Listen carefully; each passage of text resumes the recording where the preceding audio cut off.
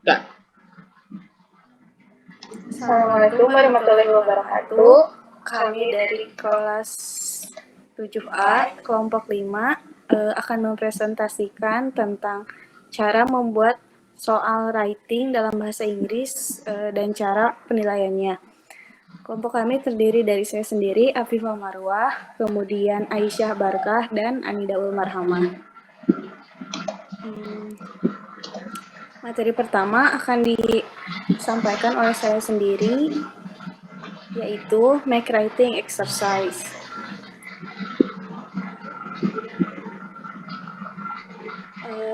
Menulis dipandang sebagai suatu proses yang meliputi rewriting, drafting, revising, editing, dan hingga mendapatkan hasil terbaik.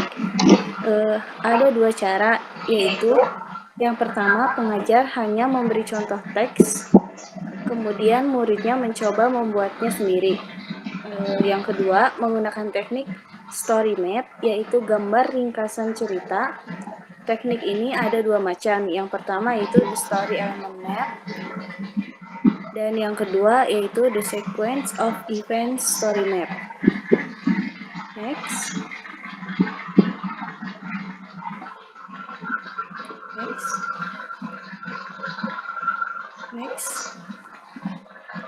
Selanjutnya ada types of writing exercise. Yang pertama ada sentence completion. The student are given some incomplete sentence and have to provide at appropriate start or finish. Jadi muridnya nanti akan diberikan teks yang tidak komplit, kemudian mereka akan diperintahkan untuk mengisi ketidak komplitan tadi. Yang kedua ada guided essay, di mana terdiri dari replay the letter.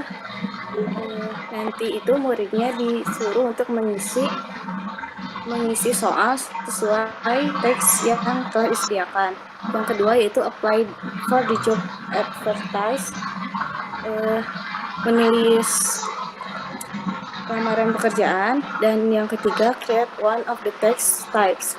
Bisa produce text, recount text, descriptive text, dan lain-lain. Nanti muridnya disuruh untuk membuat salah satu dari jenis teks tersebut. Kemudian materi kedua akan disampaikan oleh Aisyah oleh Anida. Oleh Anida Ulmaham.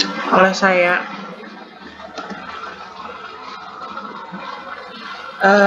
Udah ada ya suaranya? Ada. Oke. Saya akan menjelaskan tentang writing assessment model.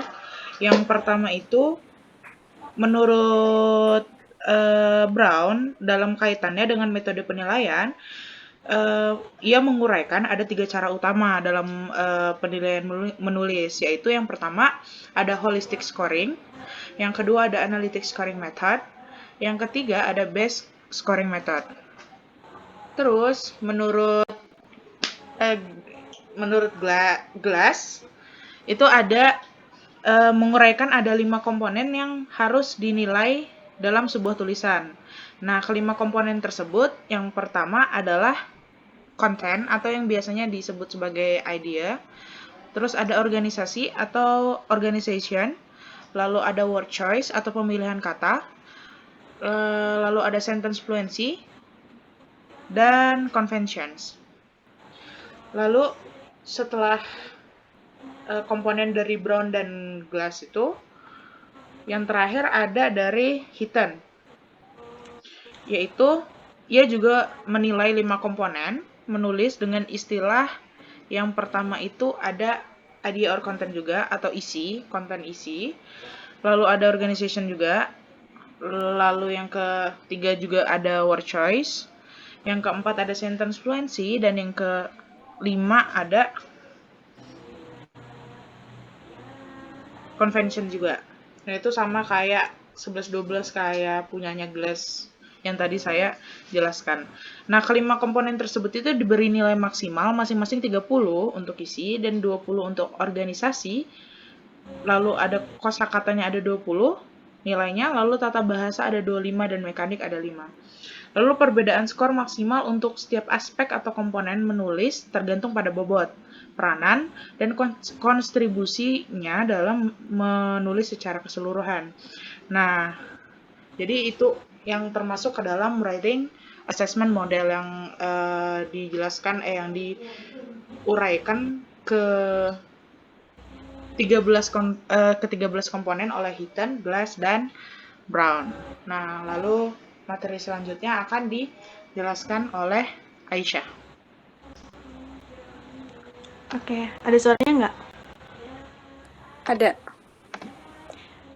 Selanjutnya di sini saya akan menjelaskan tentang lebih lengkapnya lagi dari ketiga model yang sudah dijelaskan oleh Anida mengenai skornya masing-masing. Yang pertama, yaitu model penilaian menurut Brown, yaitu dari yang pertama ada isi, deskripsinya itu ada pernyataan, kemudian ide-ide yang terkait, pengembangan dari ide-ide tersebut, ada ilustrasi, fakta, pendapat, penggunaan deskripsi, sebab akibat, perbandingan, dan konsistensi fokus. Skala penilaiannya itu yaitu dari Ini betul 0 nggak, Lim, sampai kata-katanya, Lim? 24.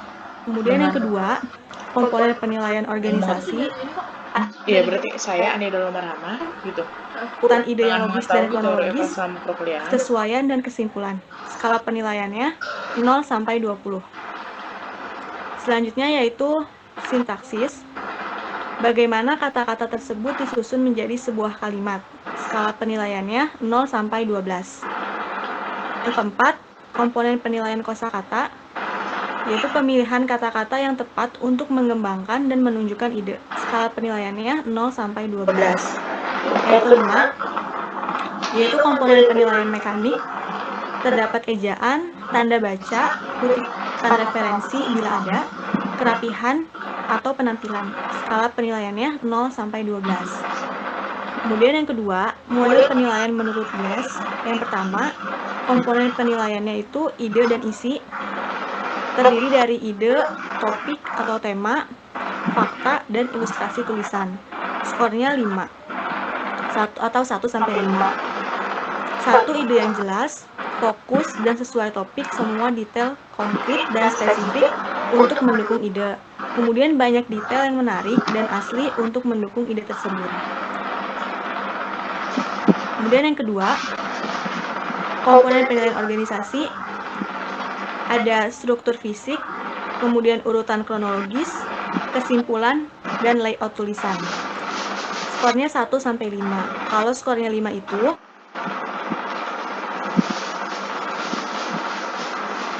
kalimat topik jelas dan konsisten, pendukung yang relevan, dan kalimat kesimpulan yang jelas, urutan yang logis dan efektif.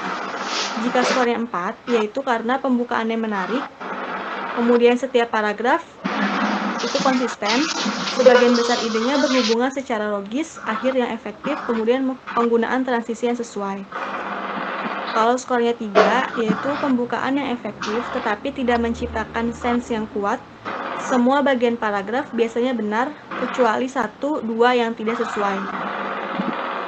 Kemudian skornya 2, yaitu pembukaannya lemah, struktur paragrafnya cenderung kurang sesuai, keterhubungan yang kurang logis, hanya sedikit penggunaan transisi yang benar.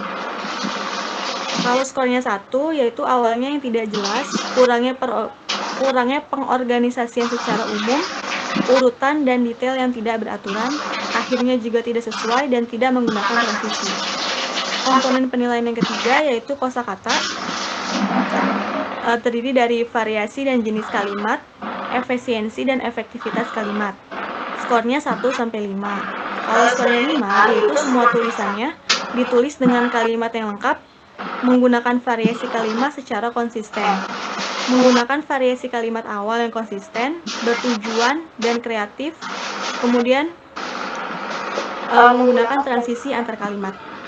Kalau skornya 4, yaitu mungkin ada 1 fragment dan run-on, biasanya variasi tipe-tipe kalimat. Sebagian besar kalimat memiliki awal yang bervariasi dan menggunakan transisi yang sesuai. Skornya 3, mungkin ada 2 fragment, dan run-on kadang-kadang menggunakan kalimat yang bervariasi. Beberapa variasi pada bagian awal kalimat, dan beberapa menggunakan transisi yang benar. Skornya 2, yaitu karena tulisannya memiliki banyak fragment dan run-on, kemudian hanya menggunakan kalimat yang simple, sedikit variasi di awal kalimat, dan sedikit menggunakan transisi yang sesuai. Skornya 1, yaitu tidak ada sense penggunaan tanda baca dan kalimat, hanya kalimatnya simple, dan semua kalimat memiliki awal yang sama, dan transisinya hampir tidak ada. Komponen penilaian yang keempat, yaitu kalimat, variasi dan jenis kalimatnya, ada variasi dan jenis kalimat, kemudian efisiensi dan efektivitas kalimat. Skornya 1-5. Jika skornya 5, yaitu semuanya ditulis dengan kalimat lengkap, menggunakan variasi kalimatnya secara konsisten, kemudian menggunakan variasi kalimat awal yang konsisten, bertujuan, dan kreatif, menggunakan konsisten, sesuai, dan transisinya di transisi antar kalimat. Kalau skornya 4, mungkin ada satu fragment, biasanya variasinya tuh tipe-tipe kalimat, dan sebagian besar kalimat memiliki awal yang bervariasi. Selanjutnya,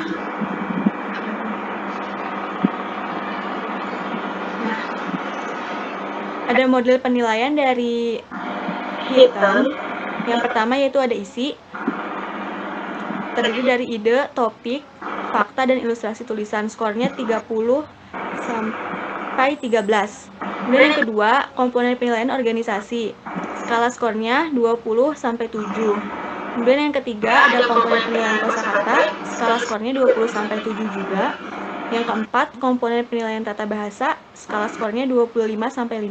Dan yang terakhir, komponen penilaian mekanik. Skala skornya 5-2. Sekian dari saya. Terima kasih. Terima kasih kepada teman-teman yang sudah memaparkan materi. Karena tidak ada sesi tanya jawab, kami akhiri presentasi kami dengan menyebutkan kalimat penutup secara masing-masing. Sok mulai dari Afifah. Sok Afifah dulu. Dengan mengetahui teori FL selama perkuliahan, dengan ini kami siap mengajar bahasa Inggris dengan baik dan benar. Saya Nidul Marhama, dengan mengetahui teori FL selama perkuliahan, dengan ini kami siap mengajar bahasa Inggris dengan baik dan benar. Saya Isya Bat. Dengan ini mengetahui teori EFL selama perkuliahan, dengan ini kami siap mengajar bahasa Inggris dengan baik dan benar.